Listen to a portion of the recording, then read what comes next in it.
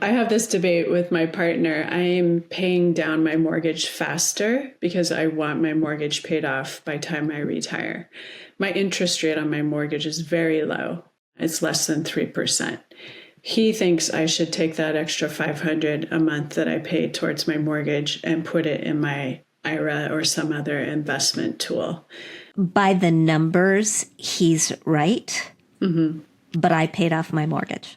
And I paid off my mortgage even though I had a low interest rate because I wanted to know that I was going to go into retirement without a mortgage. And that was more important to me than a couple of additional percentage points in return.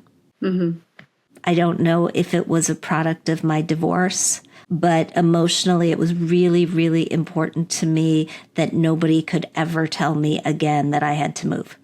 Financially, was it the right move? Probably not, because when we look at the return on the money, the markets have gone gangbusters, but I'm very happy with my decision.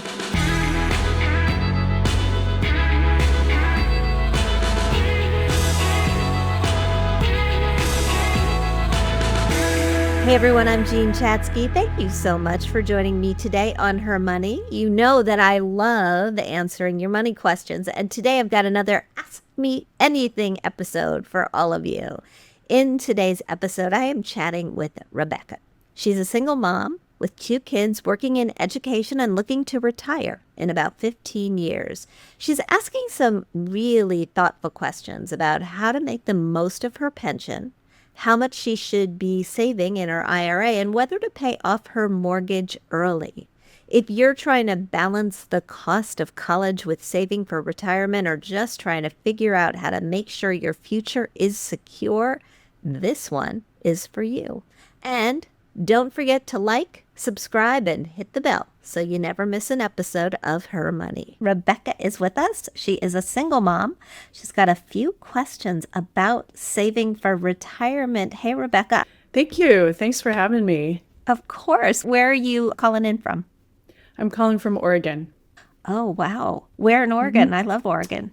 I'm on the Columbia River in a little town called the Dalles. I've never been there, but it sounds beautiful. It is beautiful. Yeah, I'm sure. Tell me a little bit about you and tell me how we got to this question or these questions. Yeah, I'm a single mom. I have 2 kids. I probably have about 15 more years of working or so, ideally, retiring around 65.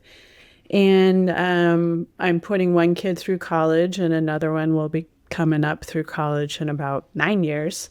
So I'm starting to think about my timeline and horizon and if I'm putting in enough for retirement at this point, because I only have about 15 more years to really pump it up. What do you do? I work for Oregon State University and I develop educational programs for farmers and ranchers. Very cool. Yeah. All right. So tell me a little bit about how you're situated for retirement. And at a university, I'm wondering if in addition to 401k, 403b money, you've got a pension. Yeah. So I make a little over $100,000 a year and my pension will be based on my final year of employment.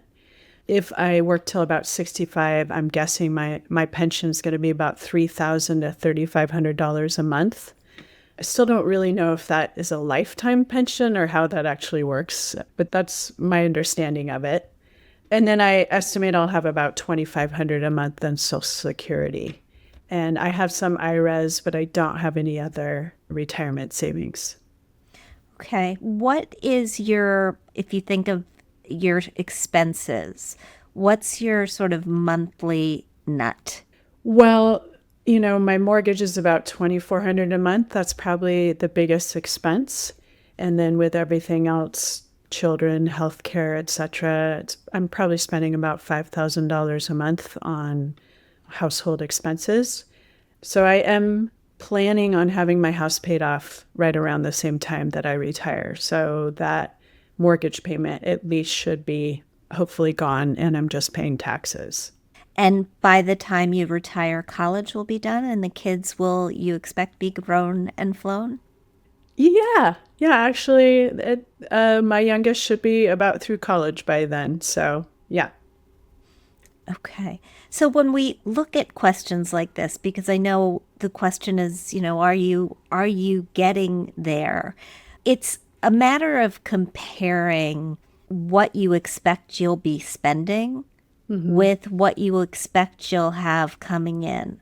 So if you expect that you'll have 3,500 coming in, and these pensions generally do last for a lifetime, plus Social Security of what, about $2,500 a month. So let's say that that's $5,500 a month. With your house paid off, is that $5,500 a month? And you have to remember it's going to be taxed. Is that going to be enough for you to live on, plus 4% of whatever you've been able to accumulate from those other retirement accounts? I know the 4% rule is squishy, and sometimes it's a little more than 4%, and sometimes it's a little less than 4%. We'll use it here to just sort of ballpark it. So if you've got how much total in your other accounts? It looks like it's not a lot. It's about $55,000 in Roth and traditional IRAs. Okay. So, and how fast are you adding to that? Are you able to put money in those? Yeah, I'm maxing my contribution out now. I have been for the last couple of years, and I plan on doing that till I retire. Okay. So if it's 55,000 now, you're adding another 105 7,000. to it, right? So you're adding 70,000 over the next 10 years, 35 after the 5 years after that. Maybe you'll make some catch up contributions as well. You add another, 110. The money also grows because it's invested. So let's say that's worth 250 by the time you retire. That'll be another, if we take 4% of it, that's what, $10,000, a little over $10,000, $12,000, plus your 55,000. And the question is, okay, is that going to be enough for me to live on?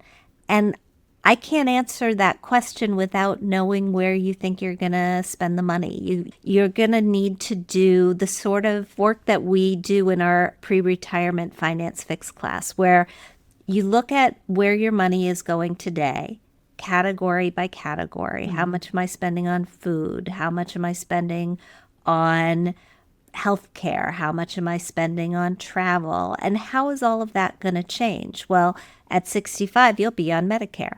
So you will have some cost for your Medicare premiums, but it'll go probably down from what you're paying now. You'll look at the cost of food. You won't be feeding 2 kids. You'll be feeding yourself and maybe a partner if you've got one. How is that going to shift? If you're no longer working, what will that do to your cost of transportation? Will you want to stay in this house, or will you want to change where you're living? And will that put money in your bank account or cost you money? We have to kind of look at it granularly. And a friend of mine sort of told me this funny story over the weekend. He and his wife were going through their retirement calculations, again, with a financial advisor, and looking at how much life was going to cost them as they got older. And they're big exercisers. They go to a gym that's kind of like a CrossFit gym. They each pay a couple $100s a month for that gym. And in the financial advisor's calculations, he had them going to this gym until they were 95 years old. Well, they are not going to CrossFit at 95. They are probably not going to CrossFit at 75. And that's just money that can sort of come out of the budget. And we have to make assumptions about exactly what life is gonna look like. Does that make sense? Yeah, there's a lot of unknowns. I mean, I'm very healthy now, but yet, like, I have a mother with a chronic illness who's in a nursing home that's quite expensive, that basically drained her life savings. So, there's a little part of me, the back of my mind, thinking, that could be a future, but another part of me wants to travel a lot, and travel can be expensive. So maybe I'll just swap my mortgage payment for travel. Right. Exactly. Or maybe because you live in such a beautiful part of the world, when you travel, you'll swap your house with somebody. Yeah. I think there are a lot of different ways to look at it. I've been doing a lot of research on retirement and retirement spending for a new book that I'm working on. And one theme that I keep hearing is that we're so reticent to spend in retirement that in those years when between 65 and 75, when we're really healthy and when we're really able to do things, we should do things. And Oh, far too absolutely. many people just don't. I mean, I'm running into that right now. I want to travel a lot more right now. And my partner is like, no, you should put that money into retirement. And I'm thinking, well, what if I'm not as able bodied then? I might as well enjoy life while I am able bodied. So there's that balance to be made too.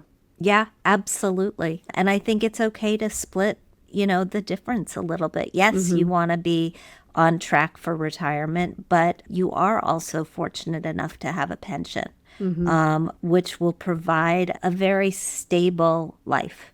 And so I would just go back and, although you've taken a really good look at your savings numbers, take a really good look at your spending numbers. And remember that one of the things that we don't have to replace in retirement is our savings rate. We funnel an awful lot of money into saving. Once we actually are retired, we don't have to do that anymore. And that's a big sigh of relief for a lot of people. That's a good point. Can I ask you one more question? You can ask me 3. Well, I have this debate with my partner. I'm paying down my mortgage faster because I want my mortgage paid off by the time I retire. My interest rate on my mortgage is very low. It's less than 3%. He thinks I should take that extra $500 a month that I pay towards my mortgage and put it in my IRA or some other investment tool. What are your thoughts on that?